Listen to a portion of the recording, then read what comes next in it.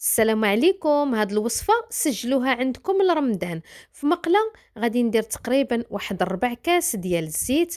عندي هنايا بصلة اللي قطعتها مربعات صغيرة. غادي نحك عليها واحد الفص ديال الثوم. كنحرك ديك البصلة مع ديك الثومة وكنبقى نشحر فيها حتى تتدبال وتنزل ويتغير اللون ديالها. ومن بعد غادي نضيف واحد الحبة ديال الخيزو اللي حكيتها حتى هي في الحكاكة اللي يكونوا العيون ديالها كبارين. كنخلط داك خيزو مع ديك البصلة وكنبقى نشحر فيهم.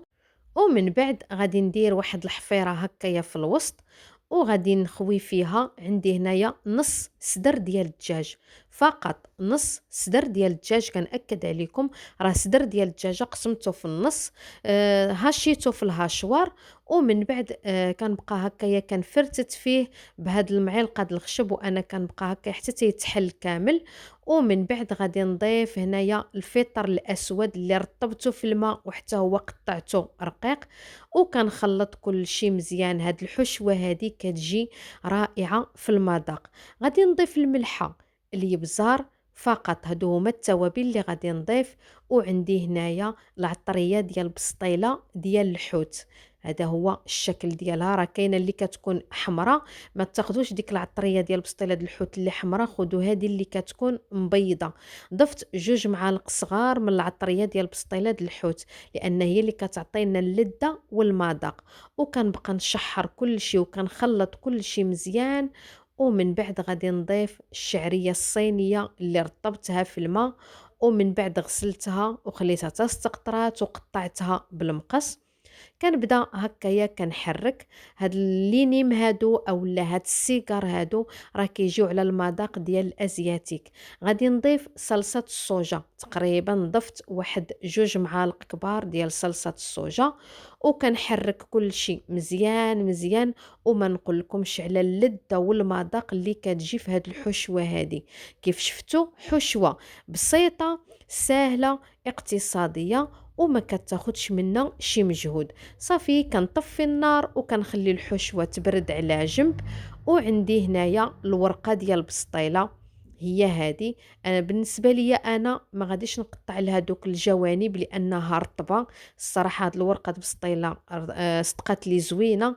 كنقسمها في النص، ومن بعد كنولي نحط نص على نص، وكنولي نقسمو في النص، يعني باش الورقه كنقسمها على 4. هانتوما الطريقة راها باينة هكايا. قسمت ديك الورقة، كنجيب الحشوة، وعندي هنايا الماء والطحين اولا الماء والدقيق الابيض الرطب اللي خلطته وبه كنسد. انا في السيجار اولا في البريوات ما كنبغيش نسد بالبيض، لاننا فاش كنسدو بالبيض وكنكونوا كنقريو البريوات كيبقاو يديروا لنا ديك الرغوه في المقله. كناخد داك الورقه، دائما الجهه الملسه هي اللي كتكون من الاسفل، والجهه الحرشه هي اللي كتكون من الجهه من الفوق. كندير غير شويه، ما تعمروش هاد السيجار بزاف باش ملي نكونوا كنقليوهم ما يطرطقوش معانا. هانتوما شوفوا الطريقه كيفاش.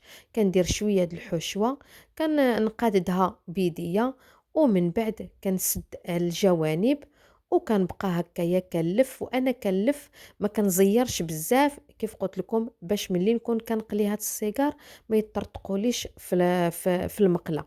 صافي انا غادي نستمر هكا حتى غنسالي هاد الكميه اللي عندي كامله. ومن بعد غادي نوريكم كيفاش نحتفظوا بهم في المجمد. هانتوما الطريقه راها سهله.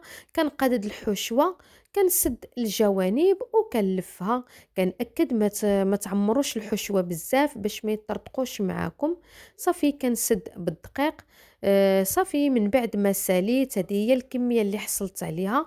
كناخد هاد العلبه ديال البلاستيك. من الاحسن فاش كنبغيو نخزنوا شي حاجه في المجمد كنختاروا داك البلاستيك اللي كيكون نوعيه ممتازه. كنفرش داك البلاستيك الغذائي، وكنبقى هكايا كنستفهم وحيده حدا وحيده. كنخلي واحد شويه د الفراغ، ودائما كنفرق بهذا البلاستيك الغذائي باش ما يتلاصقوش معايا. صافي حتى تنسالي هاد الكمية هادي اللي غادي نحتفظ بها في المجمد، وما تبقى غادي نقليه باش غادي نوريكم الشكل النهائي. صافي كنولي نغطي وكنسد مزيان وكنديها للمجمد. يمكن لكم تحتفظوا بها حتى لمدة ديال شهر اولا شهر ونص على حسب الكمية اللي درتو. في مقلة ضفت الزيت، ما تخليوش الزيت حتى يسخن بزاف، غير كيدفى كنبدا ننزل هاد السيجار، لان الا خليتو الزيت حتى سخن بزاف ونزلتو هاد السيجار راه دغيا غادي يتحمروا والقلب ديالهم غادي يبقى خضر وما غيجيوكمش هاد السيجار او هاد لينيم ما غيجيوكمش مقرمشين.